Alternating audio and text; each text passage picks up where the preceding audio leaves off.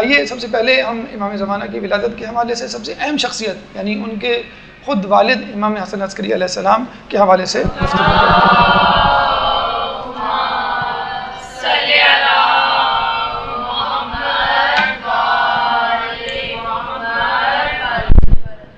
دیکھیے 11ویں امام حسن عسکری علیہ السلام کے حوالے سے گفتگو کرنا امام کی ولادت کے حوالے سے اس لیے بھی ضروری ہے کہ آپ امام زمانہ کی ولادت کے چشم دید گواہ ہیں، آپ ان کے والد ہیں اور آپ اس زمانے میں موجود تھے کہ جس زمانے میں امام زمانہ کے حوالے سے ان کی ولادت کے حوالے سے لوگوں میں بہت زیادہ بے چینی، اضطراب اور تمنا پائی جاتی تھی۔ امام حسن عسکری علیہ السلام کے زمانے کو ذرا سمجھنے کی کوشش کیجیے، خصوصی طور پہ ان کے آخری ایام کو اپنے ذہن میں لائیے۔ آپ کو معلوم ہے کہ یہ خوشخبری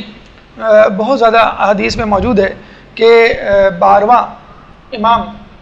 اس زمین کو عدل و انصاف سے اس طرح بھر دے گا جیسے کہ وہ ظلم و جور سے بھری ہوئی تھی، اور پھر یہ حدیث بھی موجود ہے خود امام حسین علیہ السلام کی زبانی کہ میری نسل کا نواں امام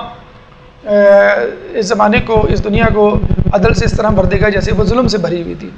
تو عمومی طور پہ ائمہ میں 12واں اور نسل حسین میں 11واں امام اس زمین کو عدل سے بھر دے گا، پوری زمین پر حکومت کرے گا۔ تو امام حسن عسکری علیہ السلام تک بنو امیہ، بنو عباس، یعنی بنو امیہ کا دور تو گزر چکا تھا، بنو عباس یعنی حکمران طبقہ بہت زیادہ مطمئن تھا، مطمئن تو پھر بھی نہیں تھا بہت زیادہ، یعنی امام کی نگرانی ہوا کرتی تھی، امام پر ظلم و ستم ہوا کرتا تھا، ان کے چاہنے والوں پر تشدد ہوا کرتا تھا، امام کو قید خانے میں رکھا جاتا تھا، امام کو یا تو شمشیر سے شہید کیا گیا یا زہر دے کے، ہر امام کے ساتھ یہی معاملہ ہوا۔ لیکن جب 11ویں امام کی باری آئی تو لوگوں نے یہ حدیث کا تذکرہ کرنا شروع کیا، اس حدیث کا بار بار اعادہ ہوتا، لوگ بار بار اس حدیث کو اپنی زبان پر لاتے کہ ارے 12ویں کا وقت تو قریب آ گیا کیونکہ 11واں ہمارے سامنے موجود ہے، یا 9ویں امام کا اولاد حسین میں وقت قریب آ گیا کیونکہ 8واں امام حسن عسکری ہمارے سامنے موجود ہے۔ چنانچہ پوری دنیا کے کیمرے، اس حکومت کے کیمرے، لوگوں کی نگاہیں سب کی سب امام حسن عسکری علیہ السلام کی شخصیت اور ان کے گھر والوں اور ان کے گھر پہ مرکوز ہو گئی۔ ان کی مخبری، ان کی نگرانی اور ان کی جسے کہتے ہیں کہ جاسوسی بہت زیادہ سخت سے سخت ہو گئی۔ اس سے پہلے بھی ائمہ کی نگرانی اور جاسوسی ہوا کرتی تھی، لیکن امام حسن عسکری علیہ السلام کی جاسوسی نگرانی بہت زیادہ شدید ہو گئی، اور امام کو قید کرنے، امام کو قتل کرنے، امام کی زندگی کو تنگ کرنے کے لیے حکمران طبقے نے جو ہے وہ سازشیں کرنا شروع کی اور ان کے بارے میں سوچنا شروع کیا۔ پھر ایک ایسا واقعہ پیش آیا کہ جب لوگوں نے دیکھا کہ یہ تو 12ویں کا بھی انتظار نہیں کریں گے، لگتا ہے کہ یہ خود ہی حکومت کے خلاف بغاوت کر دیں گے اور پھر اپنے بیٹے کو حکومت سونپ دیں گے۔ وہ کیا واقعہ تھا اس زمانے میں؟ دیکھیں ہمیں حدیث ملتی ہے اور ہمارے حالات سے ہمارے ائمہ باخبر رہے ہیں، ہمارے حالات سے اس زمانے کا امام باخبر ہے۔ حدیثوں میں ہمیں ملتا ہے کہ ہمارے اماموں کی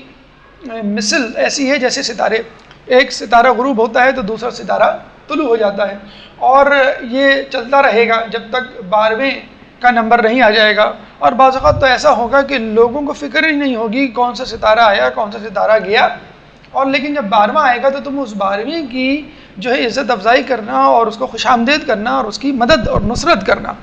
تو یہ دیکھیے یہ ایسا ہوا ہے بنو امیہ بنو عباس کے دور میں کہ لوگوں کو ائمہ کی فکر ہی نہیں رہی ہے، لوگوں کو بس اپنے پیٹ کی، لوگوں کو بس اپنے گھرانے کی، اپنے خاندان کی یا اپنی زندگی کی جو ہے وہ زیادہ فکر رہی ہے، اور شاید ابھی بھی وہ زمانہ ہے لوگوں کی کثیر تعداد جو ہے امام کے انتظار سے غافل ہے، امام کی مدد سے بالکل غافل ہے۔ تو اب جو ہے امام کی طرف جو ہے لوگوں کی نگاہیں رہنے لگی، لیکن جیسے کہ معلوم ہے آپ نے دیکھا ہوگا کہ ہمارے 8ویں امام کے بعد یعنی امام رضا علیہ السلام کے بعد جو امام گزرے ہیں، امام تقی علیہ السلام، امام نقی علیہ السلام، امام عسکری علیہ السلام، ان تینوں کی زندگی عموماً بہت زیادہ پوشیدہ اور خفیہ رہی ہے، لو پروفائل رہی ہے، اور یوں سمجھ لیجئے کہ ان تینوں نے آنے والے 12ویں امام کے لیے غیبت کا راستہ ہموار کیا ہے۔ آپ دیکھیے کہ ہمارے ہاں جو تذکرہ ملتا ہے پہلے، دوسرے، تیسرے، چوتھے، 5ویں، 6ٹھے، 7ویں امام تک بہت ملتا ہے، پھر 8ویں امام کیونکہ شہرت پا گئے تھے، ولی عہد بنے تھے، اس کے بعد جو 9واں 10ویں اور 11واں نمبر جو آتا ہے اس دور کے جو 3 امام ہیں بہت زیادہ لو پروفائل جو ہے وہ پرسنالٹی والی انہوں نے جو زندگی گزاری ہے کہ لوگوں کو تیار کیا جائے، لوگوں کے اذہان کو 12ویں امام کی غیبت کے لیے۔ اب ظاہر سی بات ہے کہ لوگ ویسے بھی غافل تھے اور امام ویسے بھی پوشیدہ تھے، تو لوگوں کی توجہ اپنے دین سے ہٹ گئی، لوگ اپنے دین سے بیگانہ ہو گئے۔ اور آج کل بھی آپ نے دیکھا ہوگا کہ جہاں بھی لوگوں کو کوئی معجزہ، کوئی شہرت یا کوئی میڈیا ہائپ نظر آتی ہے کسی شخصیت کے حوالے سے، تو اس شخصیت کی طرف جو ہے وہ نکل کھڑے ہوتے ہیں۔ تو اس زمانے میں ہمیں ملتا ہے کہ لوگ عیسائیت کی طرف مائل ہو رہے تھے۔ کیوں مائل ہو رہے تھے؟ کہ اس زمانے میں عیسائی راہب ہوا کرتے تھے، وہ لوگوں کو معجزات دیکھ کر اپنی طرف، ایک تو بنو امیہ بنو عباس کے ظلم و ستم سے لوگ تنگ آ گئے تھے، پھر تو یہ ہے کہ امام تلوار نہیں نکال رہے تھے اور مسلسل گمنامی پوشیدہ زندگی گزار رہے تھے، لوگ اس سے بھی تھوڑے سے احساس محرومی کا شکار ہو گئے تھے کہ ہماری کوئی نہیں سن رہا، جو امام کے پیچھے چلنے والے ہیں وہ بھی تھوڑے سے بددل ہو کے پیچھے ہٹ گئے تھے۔ پھر عام لوگ جو ہے جس طرح ہم کہتے ہیں کہ جب جہاں کی ہوا چلتی ہے لوگ اس طرف ہو جاتے ہیں، تو اس زمانے میں عیسائی پادریوں کا بڑا زور ہونے لگا، ان کے معجزے رونما ہونے لگے اور لوگ جو ہے ان کی طرف مائل ہونے لگے۔ تو اور یہ کوئی اچھمبے کی بات نہیں، آج کل کے دور میں بھی ایسا ہو رہا ہے۔ ابھی میں یہی سوچ رہا تھا کہ یہ کیسے ممکن ہے کہ ایک عام آدمی یا مومن اپنے امام کو یا دین اسلام کو چھوڑ کر دوسرے دین کی طرف چلا جائے، یہ کیسے ممکن ہے؟ تو کل ہی مجھے ایک کلپ محسوس ہوئی کہ جس میں صدام حسین کے بارے میں بتایا گیا کہ صدام حسین کو 12 سال بعد اس کی قبر سے نکال کر دوسری قبر میں دفنایا گیا تو اس کا چہرہ اتنا ہی تر و تازہ۔ دیکھیں یہ کتنا بڑا معجزہ ہے۔ اب دیکھیے اتنا بڑا بلنڈر، اتنا بڑا جسے کہتے ہیں کہ جھوٹ پھیلایا جا رہا ہے، تو پتہ ہی چلا تحقیق کرنے پر یہ پہلی ہی تدفین کی ویڈیو تھی جو پہلی تدفین میں بنائی گئی تھی، اور اس کے بعد اس کو نہ نکالا گیا نہ دوبارہ دفنایا گیا، لیکن اسی پہلی تدفین کی ویڈیو کو دوبارہ 12 سال بعد سرکولیٹ کیا گیا اور نیچے لکھ دیا گیا کہ صدام حسین کو دوبارہ دفنایا جا رہا ہے، دیکھیں اس کا چہرہ تر و تازہ ہے۔ پہلی ویڈیو تھی حالانکہ وہ تو عام سادہ لو انسان، ویسے تو ہم بڑے چیمپئن، بڑے سقراط، بڑے ارسطو بندے ہیں، موبائل خریدنے جائیں تو 10 معلومات ہوتی ہیں، ہم کو کرکٹ کا میچ ہو اس کے بارے میں معلومات ہوتی ہے، گاڑی، پراپرٹی، پولیٹیکل لیڈرز، ہر شخص کے بارے میں پورا پروفائل ہمارے پاس موجود ہوتا ہے، لیکن دین کے معاملے میں ہم فوراً بیوقوف بننے کے لیے ہم تیار ہو جاتے ہیں۔ بھارت تو یہ وہی لوگ ہوتے ہیں جو 3 اور 4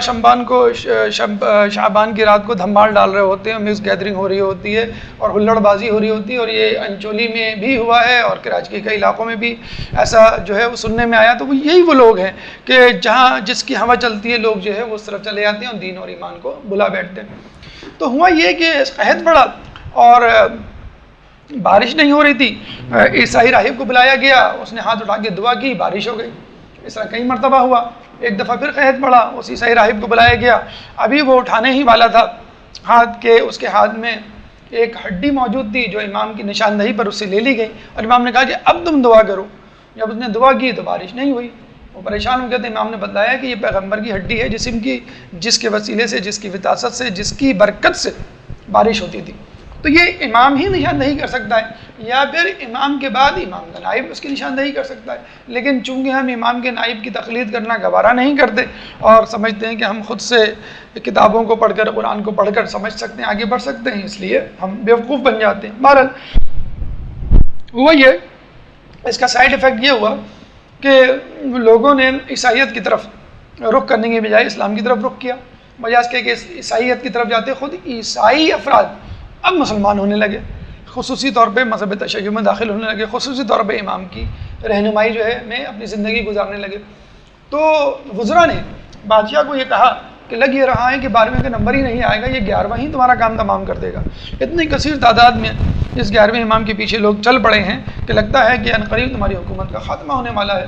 اور معجزات کرامات تو اس کے حد میں ہیں، اگر اس کے پاس چند 100 افراد بھی ہو تو وہ کافی ہوں گے تمہاری حکومت کو ختم کرنے کے لیے۔ بادشاہ نے یہ سنا تو فوراً کارروائی کا جو ہے وہ فیصلہ کیا۔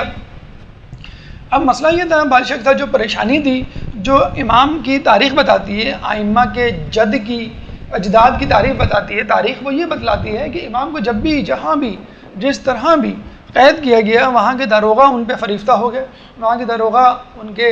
چاہنے والے بن گئے، اور وہاں کے سپاہی جو ہیں وہ مذہب تشیع میں داخل ہو گئے۔ اب وہ جو ہے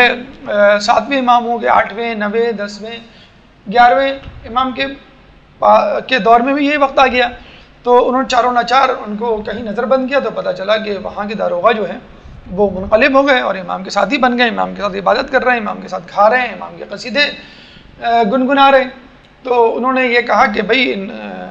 سپاہیوں کو تبدیل کرو، انہوں نے دوسرے سپاہی لا کر مقرر کر دیے، ان کے ساتھ بھی یہی ہوا۔ اب بادشاہ پریشان، اب کیا کریں؟ کہ ان کو کسی ایسی جگہ، کیونکہ اس طرح تو ان کی تعداد بڑھتی چلی جائے گی، ہم سپاہی تبدیل کرتے رہیں گے اور ان کی تعداد میں اضافہ ہوتا رہے گا، تو ایسا کیا جائے کہ ان کو اپنے ہی محل میں کسی کونے میں نظر بند کر دیا جائے، کیونکہ وہاں پہ موجود غلام تو ہمارے محل کے اپنے غلام ہوں گے، اگر منقلب ہوئے تو بھی پکڑے جائیں گے، اب تو منقلب ہی نہیں ہوں گے کیونکہ بادشاہ کے محل میں موجود ہیں۔ لیکن وہاں جب نظر بند کیا تو وہاں پہ بھی یہی ہوا۔ جب یہاں پہ بادشاہ کو زیادہ خطرہ محسوس ہوا کہ اگر میں زندان میں کسی دور جگہ پہ رکھتا ہوں تو وہ مجھے اگر مارنے بھی آئے گا تو اتنے بیریئرز اس کو کراس کرنے پڑیں گے، لیکن محل کے اندر موجود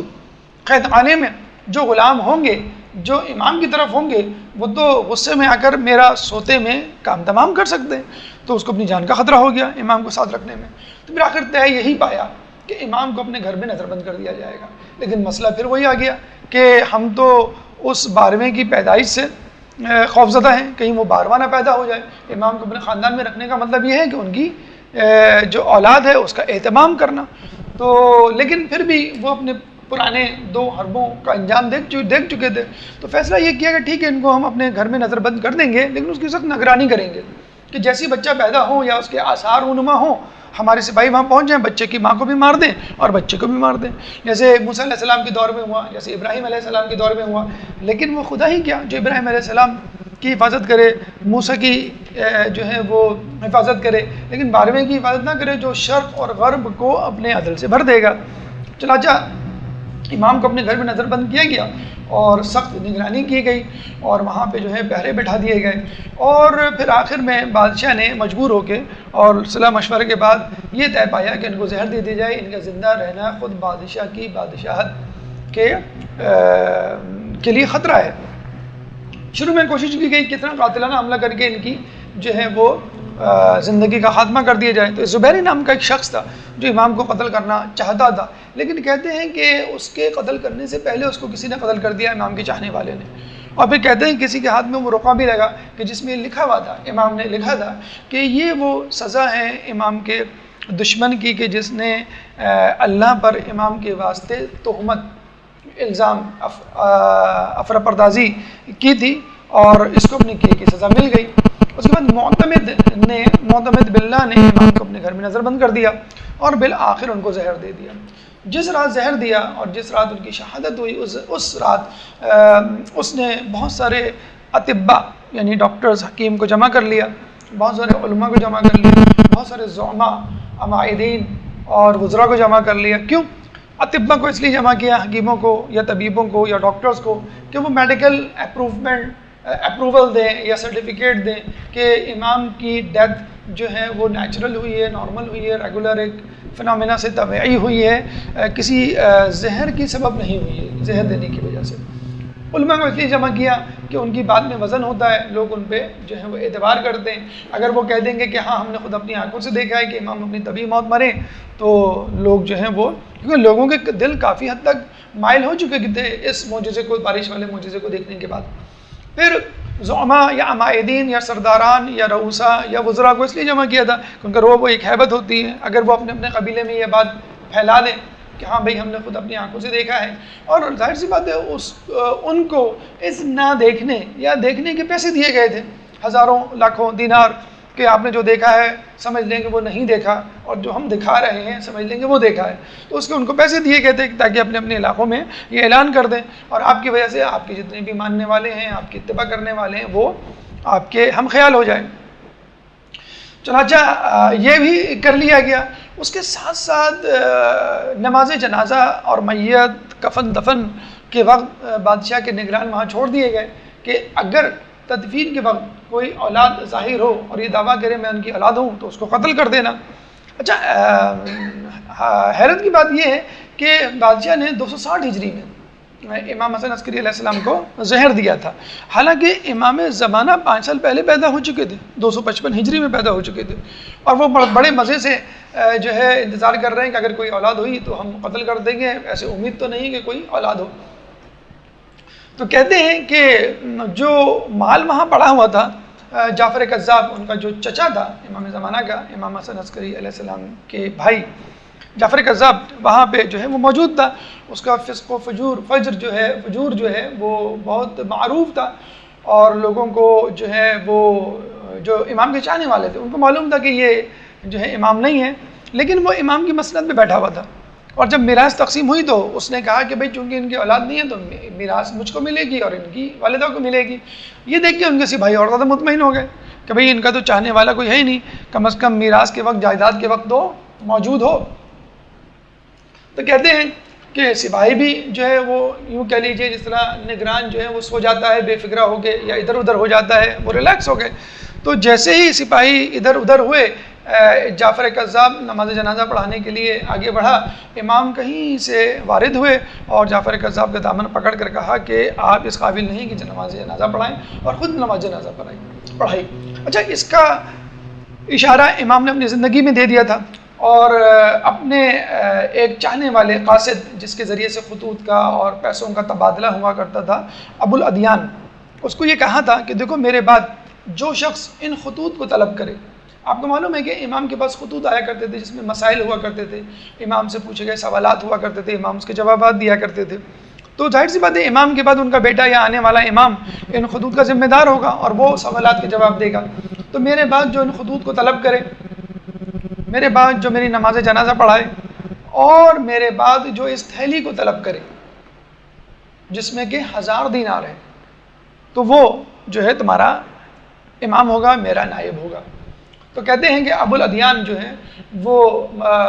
میت کے پاس بیٹھا رہا اور یہ انتظار کرتا رہا کہ کون ان 3 نشانیوں کو پورا کرتا ہے. اچانک ایک شخص یا ایک بچہ نمودار ہوا، اس نے جو ہے وہ نماز جنازہ پڑھائی، اس نے جو خطوط طلب کیے اور ابو الادیان سے کہا کہ وہ تھیلی کہاں ہے کہ جس میں 1000 اشرفیہ موجود ہیں، جس میں سے فقط 10 کے اوپر سونے کا پانی چڑھا ہوا ہے. یہ بھی بتلا دیا. تو وہ بہت حیران ہوا ابو الادیان، اور وہ تھیلی اور وہ خطوط جو ہے وہ آپ کے حوالے کر دیے. یعنی جو چاہنے والے ہیں، جو قریب ترین لوگ ہیں، امام نے اس کا انتظام کر دیا کہ میرے بعد امام کون ہوگا. جو ایک عام فرد ہے ان کو پتہ بھی نہ چلا.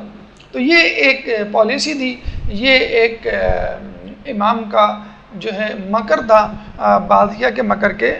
حوالے سے. وَمَكَرُوا وَمَكَرَ اللَّهُ وَاللَّهُ خَيْرُ الْمَاكِرِينَ. تم اللہ سے مکر کرو، اللہ تم سے مکر کرے گا، اور اللہ مکر کرنے میں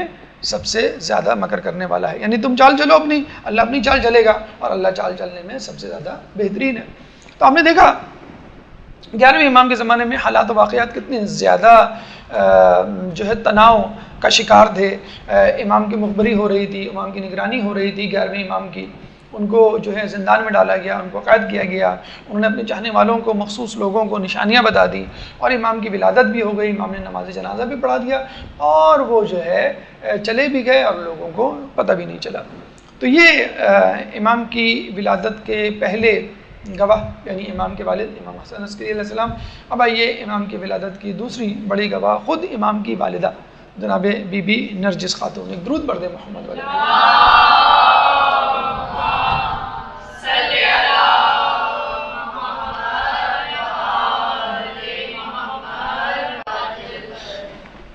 بی بی نرجس خاتون یا ملکہ خاتون امام کی والدہ، اور اس حوالے سے بہت سارے نام ہمیں تاریخ کی کتب میں ملتے ہیں. سب سے پہلے نام تو ہمیں ملکہ ملتا ہے، اور ملکہ ایک اس میں تصغیر ہے، یعنی شارٹ فارم ہے ملکہ کی. ملکہ یعنی بادشاہ کی بیوی، اور ملکہ یعنی چھوٹی ملکہ یا شہزادی. تو یہ وہ نام تھا کہ جو ان کا اصلی نام تھا جب وہ اپنے باپ یا اپنے گھر والوں کے ساتھ روم میں رہا کرتی تھی، اور اس زمانے میں عیسائی تھی. اس کے بعد جب وہ کنیز بن کر امام تک پہنچی، بھیس بدل کر کنیزی کا، اس وقت انہوں نے اپنی شناخت کو مخفی رکھنے کے لیے اپنا نام تبدیل کیا اور ملکہ سے نرجس خاتون کر دیا. تیسرا نام ہمیں جو ملتا ہے ان کی والدہ کا، وہ سیقل ملتا ہے، اور کہتے ہیں وہ اس لیے تھا سیقل یا سیقل کہ جب وہ حمل سے تھی تو ان کا بدن جو ہے وہ لوہے کے سیقل زدہ ٹکڑے کی طرح چمک رہا تھا، تو ان کا بدن بھی اس طرح چمک رہا تھا. اس کے بعد ان کا ایک نام ریحانہ بھی ملتا ہے، ایک نام سوسن بھی ملتا ہے، ایک سان امت بھی ملتا ہے اور ایک نام خود حکیمہ بھی ملتا ہے. حالانکہ حکیمہ جو ہے امام زمانہ کی پھوپھی تھی جو ولادت کے وقت موجود تھی. تو یہ 7 نام یا اس سے زیادہ نام ہمیں ملتے ہیں جو امام کی والدہ کے حوالے سے ہیں. ان کی امام تک رسائی یعنی امام تک پہنچنے کا واقعہ بھی بہت ہی جسے کہتے ہیں کہ دلچسپ ہے اور مختلف روایت کے ذریعے سے ہمارے تک پہنچا ہے. بشر بن سلیمان ایک بردہ فروش انسان تھا، شخص تھا جس کا پروفیشن یہی تھا کہ وہ کنیزیں اور غلام خریدتا اور فروخت کرتا تھا. امام نے ایک دفعہ اس کے گھر میں اپنے غلام کو بھیجا اور کہا کہ اس کو کہو کہ میرے پاس ہے، مجھے اس سے کچھ کام ہے. یہ جو بشر بن سلیمان تھا وہ امام کا چاہنے والا تھا اور امام کے جد کا بھی چاہنے والا تھا اور امام کو پسند کرتا تھا، امام کی خدمت میں آتا جاتا رہتا تھا. امام نے کہا کہ آج ہم تمہیں ایک اور شرف بخشنے جا رہے ہیں. اور پھر یہ کہا کہ دیکھو پل فرات پہ جانا اور وہاں پر ایک بردہ فروش عمر بن یزید بیٹھا ہوا ہے، کچھ کنیزوں کو لے کر بیٹھا ہوگا. وہاں پہ ایک کنیز ہوگی 2 حریر کے لباس میں پردے کے پیچھے، اور وہ دعائی دے رہی ہوگی، ہائے میرا پردہ، ہائے میرا پردہ، اور کسی کے ہاتھ فروخت ہونے کے لیے تیار نہیں ہوگی. تم یہ خط اس کنیز کو دے دینا، جب وہ کنیز یہ خط پڑے گی تو خود بخود فروخت ہونے کے لیے تمہارے ہاتھوں تیار ہو جائے گی. اور یہ تھیلی لے لو، اس تھیلی میں جتنے بھی دینار ہیں یہ وہی قیمت ہے جو تم اپنے دکاندار سے یعنی اس بردہ فروش عامر بن یزید سے طے کرو گے. بشر بن سلیمان جو ہے وہ لے جاتا ہے امام کا خط اور جو رومی زبان میں لکھا ہوا تھا اور وہ تھیلی جس میں امام نے کنیز کی قیمت رکھی تھی. امام نے یہ بھی ہدایت کی تھی کہ دیکھو تم دن بھر ایک کونے میں کھڑے ہو کر دکان کے سامنے جہاں وہ کنیزوں کو فروخت کرے گا، غلاموں کو فروخت کرے گا، پیچھے بیٹھ کے صرف جو ہے وہ تماشا دیکھنا کہ وہ کیا کر رہا ہے، لوگوں کو آتا جاتا دیکھنا اور دخل اندازی نہیں کرنا. لیکن جب دن گزر جائے اور وہ دکان بند کرنے لگے اور جانے لگے تب اس کے پاس جا کے یہ خط دینا کہ یہ کنیز جو ہے مجھے چاہیے اور یہ خط اس کو پڑھوا دو. چنانچہ بشر بن سلیمان نے یہی کیا، وہاں پہ کھڑا رہا اور جب دن گزر گیا اور اس دوران وہ دیکھتا بھی رہا کہ بہت سے لوگ گاہک آ رہے ہیں، عرب شیوخ آ رہے ہیں اور حکومت کے کارندے آ رہے ہیں اور وہ آ کے جو ہے وہ کنیز کو خریدنا چاہتے ہیں، لیکن کنیز کسی کے ہاتھ فروخت ہونے کے لیے تیار بھی نہیں. اگر کوئی شخص بہت زیادہ قیمت لگاتا تو وہ غصے میں ہی کہتی کہ اگر تم سلیمان علیہ السلام کی دولت کے برابر بھی پیسے لے آؤ تو میں کبھی بھی تمہارے ہاتھوں فروخت نہیں ہوگی. اب جو عمر بن یزید تھا اس کا جو مالک تھا وہ بڑا پریشان تھا کہ بھئی میں کیا کروں اگر یہ کنیز نہیں بکے گی اور اس کی خریدار بہت آ رہے ہیں، پردے میں بیٹھی ہے، متقی پرہیزگار لوگوں کو جو نظر آ رہی ہے اور کسی کے ہاتھ فروخت نہیں ہو رہی تو اس کے دام بھی لوگ زیادہ لگا رہے ہیں، یہ نہیں بکے گی تو میرا جو ہے وہ نقصان ہو جائے گا مثلا. اب بشر بن سلیمان جب دن ڈھلتا ہے اور لوگ چھٹ جاتے ہیں تو بشر بن سلیمان جو ہے وہ عمر بن یزید کی طرف رخ کرتا ہے اور اس کے ہاتھ میں وہ خط جو رومی زبان میں لکھا ہوا ہوتا ہے وہ دیتا ہے اور یہ کہتا ہے کہ اس کنیز سے کو کہیں کہ یہ خط پڑھ لے تو ہو سکتا ہے کہ اس خط کو پڑھنے کے بعد وہ میرے ہاتھوں فروخت ہونے کے لیے تیار ہو جائے. اب اس کو نہیں معلوم تھا کہ کیا معاملہ ہے، وہ شاید اس کو جھوٹ سمجھا، لیکن اس نے کہا چلیں آخری حربہ اختیار کرنے میں کیا حرج ہے. اس نے وہ خط لیا اور اس کنیز یعنی جس کا نام نرجس تھا، اس زمانے میں لفظ نرجس یا نام اس میں نرجس تو بہت مشہور تھا کنیز بطور کنیز نام ہونے کے حوالے سے، تو وہ دے دیا. جب اس نے وہ خط پڑھا تو وہ بڑی خوش ہوئی، اس خط کو اپنے آنکھوں سے لگایا، اس کو چوما اور یہ کہا کہ میں اس شخص کے ہاتھوں فروخت ہونا چاہتی ہوں. حالانکہ ابھی اس نے قیمت کی بات ہی نہیں کی تھی. وہ بڑا حیران ہوا، اس نے قیمت جو ہے وہ زیادہ لگانے کی کوشش کی، یہاں پہ اس نے کم کروانے کی کوشش کی تو بھاؤ تاؤ ہوا. اچھا اس کو معلوم بھی نہیں تھا کہ اس تھیلی میں کتنے پیسے ہیں، کتنے دینار ہیں، بس امام نے یہ کہا تھا کہ اس تھیلی میں اس کنیز کی قیمت موجود ہے. اب اس کو ڈر یہ بھی تھا کہ اگر یہ زیادہ قیمت ہوئی اور تھیلی میں کم رقم ہوئی تو کنیز کو میں نہیں خرید پاؤں گا. تو اس میں 12 دینار موجود تھے تو بھاؤ تاؤ ہوا تو 220 دینار پر معاملہ طے ہوا. تو بشر بن سلیمان نے ڈرتے ڈرتے جو ہے وہ تھیلی اس کے حوالے کی، اس نے تھیلی کھولی اور دینار گنے تو ایگزیکٹلی بعین ہی 220 دینار نکلے. تو اللہم صلی علی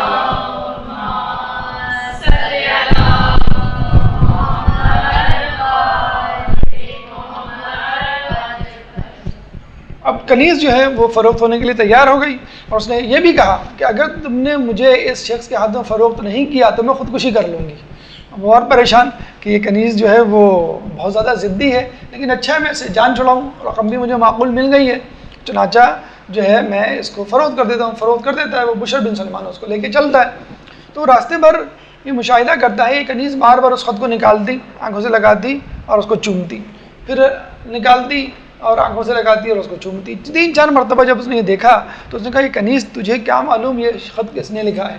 یہ شخص کون ہے اور کون تجھے جو ہے وہ اپنے پاس اپنی ملکیت میں لے رہا ہے، لیکن پھر بھی تو اس خط کو چوم رہی ہے، آنکھوں سے لگا رہی ہے۔ تو پھر کنیز نے اپنی اصل روداد اور اپنی اصل حقیقت جو ہے بشر بن سلمان کو سنائی، کہنے لگی کہ میں دراصل قیصر روم کے بیٹے یشوع کی بیٹی ہوں، یعنی قیصر روم جو ہے وہ میرا دادا ہے، اور میری ماں حضرت عیسیٰ علیہ السلام کے حواری وسیع شمعون کے حواری کی اولاد میں سے ہے، یعنی ددیال میں سے قیصر روم سے تعلق رکھتی تھی، اور ننیال میں سے وہ حواری شمعون اور وسیع عیسیٰ علیہ السلام سے تعلق رکھتی تھی، بہت بڑا خاندان، بہت اچھی نسبت ہے۔ کہ جب میری عمر 13 سال ہوئی تو بادشاہ قیصر روم نے اپنے بھتیجے سے میری جو ہے وہ شادی کرنا چاہی، اور خاندان میں ایک فرد تھا، اور بہت بڑی تقریب ہوئی۔ اس تقریب میں جو ہے راہبوں کو، پادریوں کو بلایا گیا، علماء کو بلایا گیا، رؤوسان قبائل کو بلایا گیا، اور عمرہ کو بلایا گیا، اور بہت بڑا تخت سجایا گیا، اور 40 سیڑھی اوپر وہ تخت تھا، اور سلیبیں لٹکائی گئیں، اور بہت بڑی تقریب جو جسے کہتے ہیں نا کہ بلائی گئی۔ ہمارے یہاں بھی انگلینڈ میں کوئین ایلزبتھ کا جو وہ ہے پرنس، اس کی شادی ہو رہی ہے، جو کہ چرسی ہیروئن جس کو پکڑا بھی گیا ہے ہیروئن وغیرہ پیتے ہوئے، اس کی شادی کے اتنے جسے کہتے ہیں کہ چرچے ہیں کہ ٹرمپ کو نہیں بلایا گیا، یعنی ٹرمپ کی بے عزتی ہو گئی کہ ٹرمپ کو نہیں بلایا گیا مثلا۔ تو آپ اندازہ لگا سکتے ہیں اس زمانے میں قیصر روم جو ہے کتنا بڑا بادشاہ تھا۔ تو سلیبیں لٹکائی گئیں، تقریب دولہا کو جو ہے وہ تخت کے اوپر بٹھایا گیا۔ جیسی شادی کی تقریب شروع ہونے لگی ویسے ہی ایک زلزلہ سا آیا اور تخت نیچے گر گیا، اور دولہے میاں جو ہے وہ اوندھے منہ گر کے بے ہوش ہو گئے۔ تو جو وہاں پہ عیسائی پادری بیٹھے ہوئے تھے وہ بڑے حیران پریشان ہوئے، اور انہوں نے اس واقعے کو عیسائی مذہب کے زوال کا سبب سمجھا اور اس کو بدشگونی جانا، اور وہ غصے میں وہاں سے چلے گئے۔ بادشاہ یہ سمجھا کہ شاید یہ دولہا جو ہے وہ منحوس ہے، ہمارے اسلام دلہنوں کو منحوس کہتے ہیں، تو یہ دولہا ہی منحوس ہے، تو اس کو ہم جو ہے وہ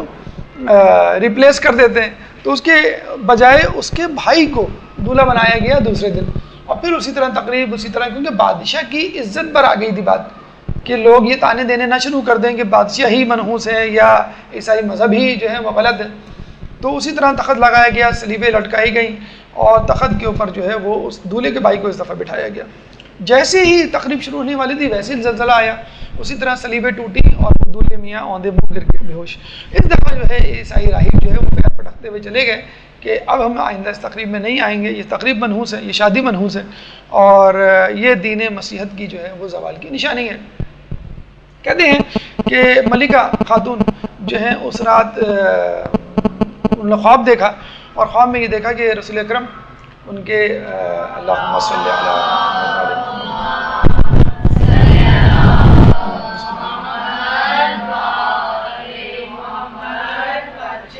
ان کے وسیع حضرت علی اور دیگر ائمہ اور دیگر افراد آئے ہوئے ہیں، اس طرح بارات آتی ہے، اور دوسری طرف جو ہے وہ حضرت عیسیٰ علیہ السلام ان کے وسیع جناب شمعون اور ان کے حواری آئے ہوئے ہیں، اور دونوں افراد ایک دوسرے کے سامنے جیسے دلہا دلہن والے بیٹھتے ہیں۔ رسول اللہ نے حضرت عیسیٰ علیہ السلام سے کہا کہ میں اپنے بیٹے امام حسن عسکری علیہ السلام کی خواستگاری تمہاری بیٹی ملکہ خاتون کے لیے کرتا ہوں۔ تو عیسیٰ علیہ السلام نے شمعون علیہ السلام سے پوچھا ہے، اور وہ بھی بخوشی اس پہ راضی ہو گئے، انہوں نے کہا ہم تیار ہیں۔ تو رسول اللہ نے اس وقت باقاعدہ نکاح پڑھایا، اور خواب میں ہی نکاح ہوا۔ جیسے ان کی آنکھ کھلی تو وہ بڑی پریشان ہوئی کہ یہ کیسا خواب تھا اور کیا تھا، لیکن کہتے ہیں کہ اسی دن سے امام حسن عسکری علیہ السلام کی محبت ان کے دل میں جاگزی ہو گئی، اور وہ بڑی پریشان رہنے لگی کہ یہ کیا ہوا اور میں کون ہوں، مجھے اب کہاں جانا ہے، میرا آئندہ آنے والا جو دور حیات ہے وہ کیسا ہوگا۔ لیکن کہتے ہیں کہ وہ ظاہر بات ہے، آدمی جب کسی الجھن پریشانی میں مبتلا ہو یا کسی کے انتظار میں ہو یا کسی چیز کا منتظر ہو تو وہ پریشان ہو جاتا ہے، تو بیمار پڑ گئی اور بڑے اطباء بلائے گئے، ڈاکٹر حکیموں کو طلب کیا گیا، لیکن ان کی بیماری جو ہے وہ ٹھیک ہونے میں نہیں آتی۔ تو بادشاہ نے ان سے ایک دفعہ پوچھا کہ تم کیا چاہتی ہو، کیا سمجھتی ہو کہ اگر وہ کام کیا جائے کہ جس سے تمہارے دل کو سکون ملے، ذہنی دباؤ میں، تناؤ میں جو ہے وہ کمی ہو؟ تو انہوں نے کہا کہ آپ نے کچھ مسلمان قیدیوں کو قید کر کے رکھا ہوا ہے، اب ان کو رہا کر دیں تو شاید میری طبیعت سمجھ جائے۔ اچھا، آپ نے دیکھا بھی ہوگا خوشی کے موقع پہ بادشاہ جو ہے وہ قیدیوں کو رہا کر دیتے ہیں یا سزائیں معاف کر دیتے ہیں، پاکستان میں بلکہ ہر جگہ ایسا ہوتا ہے۔ تو بادشاہ نے جو ہے وہ کہا کہ ٹھیک ہے، انہوں نے جو ہے بادشاہ نے جو ہے مسلمان قیدیوں کو رہا کر دیا۔ تو بادشاہ نے دیکھا کہ اس دن سے ملکہ کی طبیعت ٹھیک ہو گئی اور وہ دن بدن صحت مند ہوتی چلی گئی، اس کا کھانے پینے کا بھی دل چاہنے لگا۔ بادشاہ نے پھر دوبارہ ان قیدیوں کو بلایا اور ان کو مہمانوں کی طرح جو ہے وہ ان سے سلوک کیا جانے لگا۔ اس کے بعد 14ویں دن ملکہ خاتون نے بی بی سیدہ سلام اللہ علیہ کو بی بی مریم کے ساتھ اللہ صلی اللہ علیہ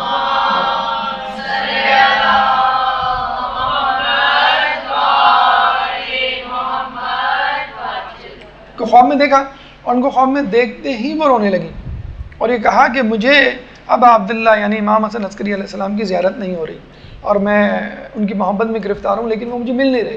تو بی بی سیدہ نے کہا کہ یہ اس وقت تک معاملہ رہے گا، یعنی تم نہیں مل سکو گی جب تک تم کلمہ پڑھ کر مسلمان نہیں ہو جاتی۔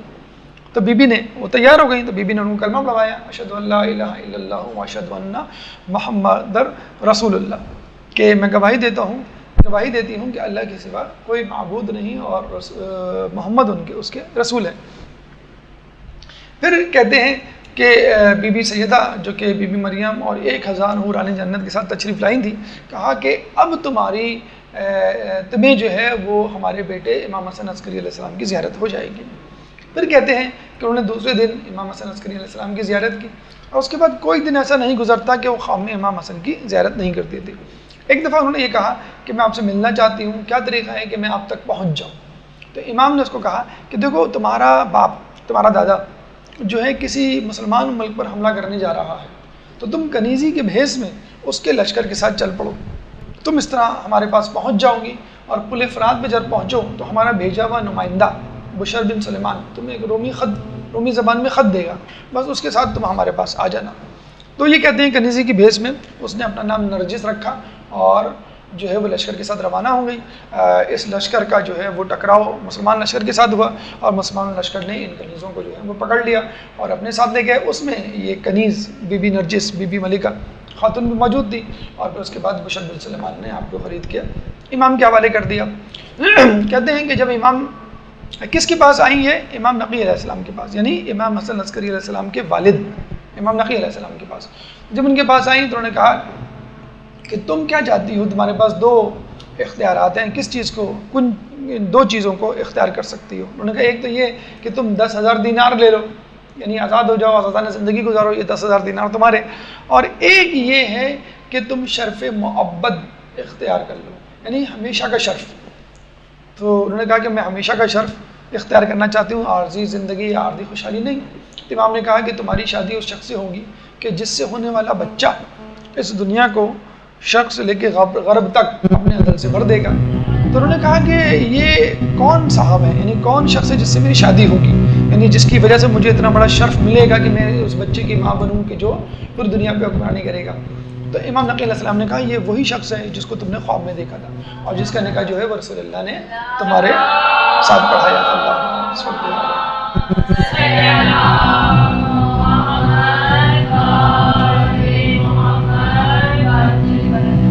آپ کی شادی پھر امام حسن عسکری سے ہو جاتی ہے اور پھر امام زمانہ کی ولادت ہوتی ہے۔ جناب ملکہ خاتون کے بارے میں ہمیں بہت زیادہ تفصیلات نہیں ملتی،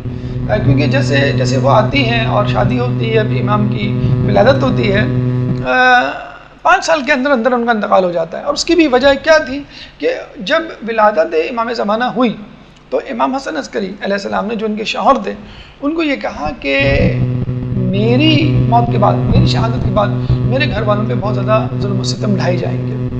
اور وہی امام زمانہ کے حوالے سے میرے چاہنے والوں پر اور میرے خاندان والوں پر. تو جناب سیقل یا جناب نرجس یا جناب ملکہ خاتون نے ان سے یہ کہا تھا کہ آپ دعا کریں کہ آپ کے انتقال سے پہلے میرا انتقال ہو جائے، یعنی آپ کے موت سے پہلے میری موت واقع ہو جائے. اور کہتے ہیں ایسے ہی ہوا کہ امام حسن کی موت سے پہلے ان کی جو ہے ایک روایت ملتا ہے ان کی موت واقع ہو گئی. بہرحال آپ کی جو ہے وہ موت سے پہلے امام کی ولادت ہوتی ہے. اب ہم چلتے ہیں بی بی حکیمہ خاتون کے حوالے سے، جو کہ اس ولادت کی چشمدید گواہ تھی، کیونکہ ہم امام کی ولادت اور اس کے حوالے سے اٹھنے والی اشکالات ابہام کو آج اپنا موضوع بنانے جا رہے ہیں. ایک درود پڑھ دیں محمد والے محمد.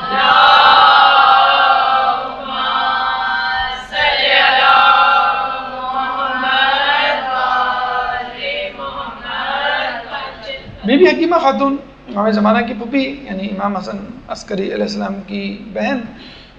کو غلام کے ذریعے ان کے گھر سے بلوایا گیا 15 شعبان کو، اور یعنی 15 شعبان کی رات سے پہلے، اور ان کو کہا کہ بہن آج آپ افطار ہمارے یہاں کیجیے گا. انہوں نے کہا خیریت. انہوں نے کہا کہ آج ہمارے یہاں ولادت ہونے والی ہے ہمارے فرزند کی، اور یہ وہ فرزند ہے کہ جو دنیا کو شرق سے لے کے غرب تک عدل سے بڑھ دے گا جیسے وہ ظلم سے بھری بھی ہوگی. تو امام نے پھر استفسار کیا، پوچھا کہ بھئی کون ہے کنیز یا کون تمہاری زوجہ ہے جس کے بطن سے یہ ہوگا؟ تو امام نے بتلایا جناب سیقل. تو اسی وقت وہ اندر آئیں اور جو ہے جناب حکیمہ خاتون کے موزے اتارنے لگی اور ان کو سیدہ کہہ کے مخاطب کیا کہ آپ میری سردار ہیں اور میں آپ پہ قربان. تو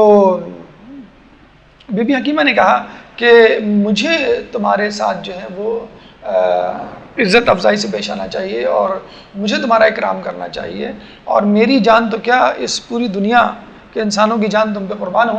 کیونکہ تمہارا بیٹا جو ہے اس دنیا پہ حکومت کرے گا، اس کو عدل سے بھر دے گا. تو وہ جو ہے شرما جاتی ہیں اور کہتے ہیں کہ بی بی حکیمہ خاتون کو بی بی نرجس کے کوئی آثار حمل نظر نہیں آئے. تو انہوں نے پوچھا امام سے، انہوں نے کہا کہ آپ فکر نہ کریں، ان کے آثار حمل مادر موسیٰ جیسے ہیں، اور جس طرح ان کے آثار حمل ضائع نہیں ہوئے کیونکہ بادشاہ ان کے قتل کے در پہ تھا، ان کے آثار حمل بھی ظاہر نہیں ہوں گے. وہ شب آتی ہے یعنی جس شب وہ افطار کرتی ہیں وہ سو جاتی ہیں اور بیچ رات میں جو ہے وہ بیدار ہوتی ہیں. تو نماز شب پڑھتی ہیں. اس دوران ان کے نماز شب پڑھنے کے بعد وہ دیکھیں جناب سیقل بھی بیدار ہوتی ہیں اور وہ بھی نماز شب پڑھتی ہیں. تو ان کے دل میں ایک شک سا آتا ہے کہ وہ تو کہہ رہے تھے کہ آج شب ولادت ہے اور آج شب ولادت میں اب چند لمحات یا چند گھنٹے رہ گئے ہیں، فجر ہونے والی ہیں، نماز شب ہم نے پڑھ لی ہے اور مجھے آثار حمل نظر نہیں آ رہے. تو دوسرے کمرے سے امام آواز دیتے ہیں اور یہ کہتے ہیں کہ بہن آپ شک نہ کیجئے، اللہ کی حجت ظاہر ہو کے رہے گی. تو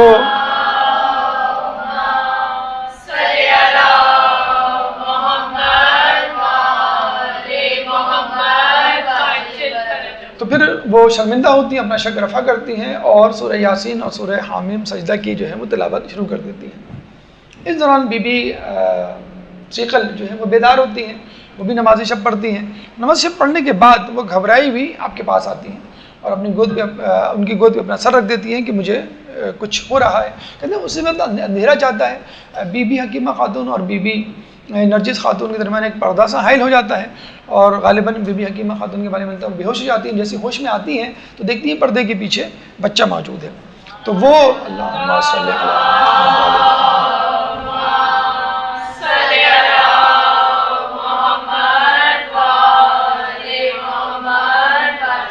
وہ گھبرائی بھی ہوتی ہیں. تو امام ان سے کہتے ہیں کہ آپ گھبرائیں مت بلکہ سورہ قدر کی جو ہے جو تلاوت کریں. تو وہ جو ہے سورہ قدر کی تلاوت کرنا شروع کرتی ہیں. اس کے بعد اندر جاتی ہیں، بچے کو اٹھاتی ہیں. تو کہتے ہیں کہ بچہ جو ہے وہ سجدے میں ہوتا ہے اور جب سجدے سے سر اٹھاتا ہے تو وہاں پہ ماریہ اور نسیم نام کی 2 کنیزیں بھی ہوتی ہیں جو بتلاتی ہیں کہ جب بچے نے سر اٹھایا تو اس کو چھینک آئی،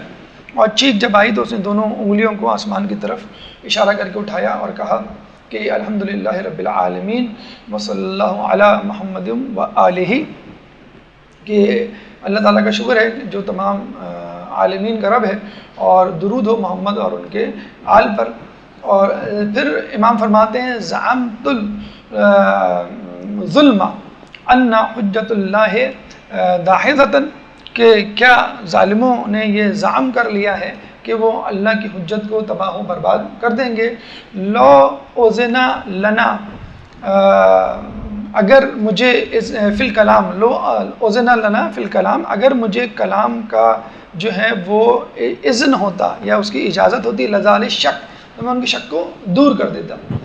پھر امام جو ہیں ان کو اپنی گود میں لیتے ہیں. ان کے سیدھے ہاتھ پر امام دیکھتے ہیں کہ سورہ بنی اسرائیل کی آیت نمبر 81 لکھی بھی ہوتی ہے جاء الحق و زہق الباطل ان الباطل کان زہوقا کہ حق آ گیا اور باطل مٹ گیا، بے شک باطل مٹنے کے لیے ہے. اس کے بعد امام کہتے ہیں کہ اس کو اپنی ماں کے پاس دوبارہ لے جاؤ تاکہ وہ ان کو سلام کرے. امام کو دوبارہ لے جایا جاتا ہے، وہ اپنی ماں کو دوبارہ سلام کرتے ہیں. پھر امام دوبارہ طلب کرتے ہیں کہ اس کو میرے پاس دوبارہ لاؤ. امام کے پاس دوبارہ لایا جاتا ہے.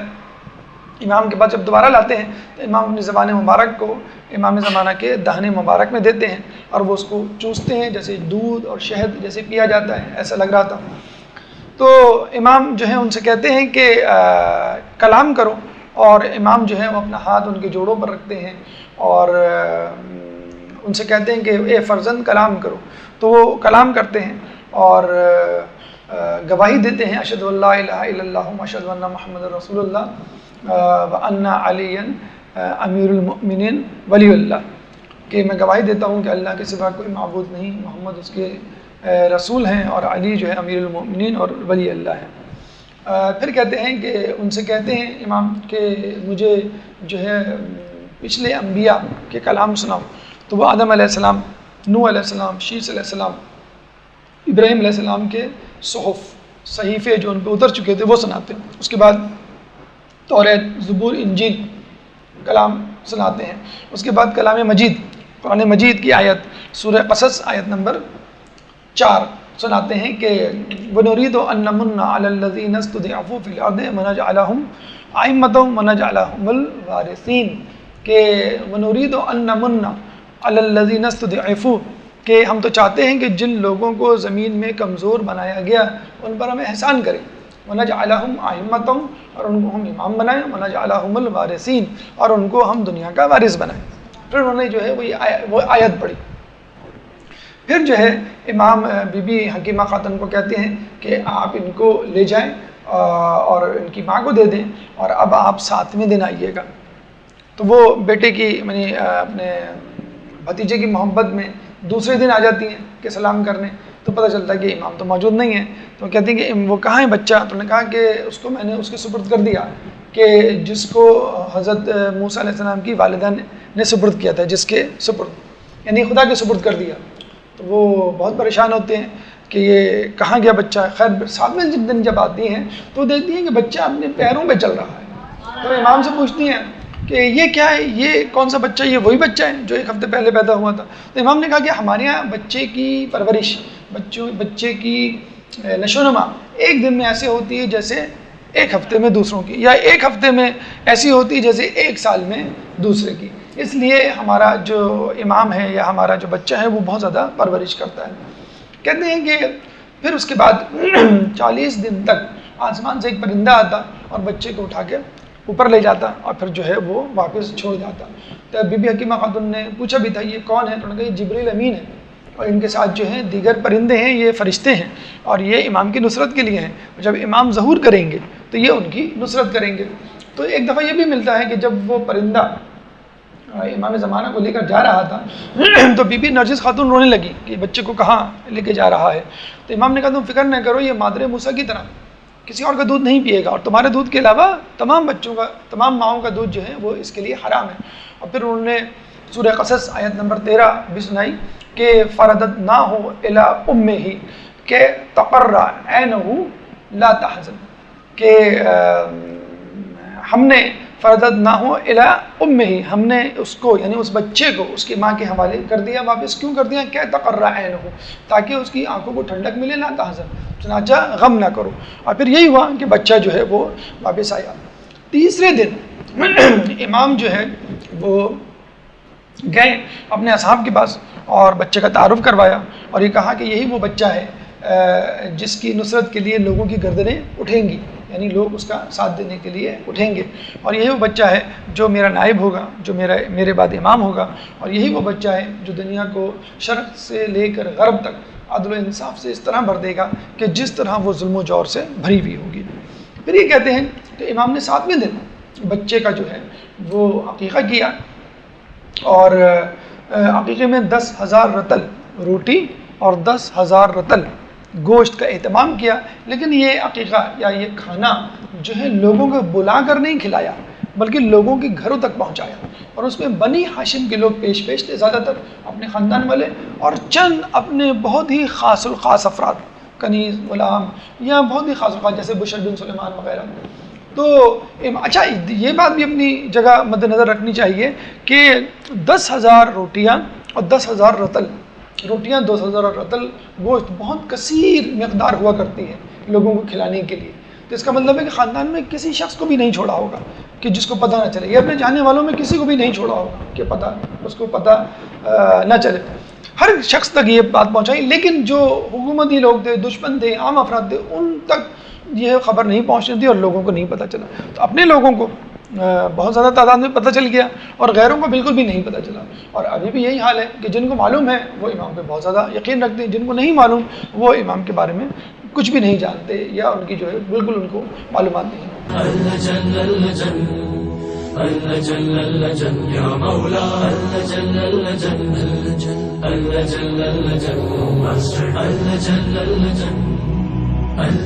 يا صاحب السماء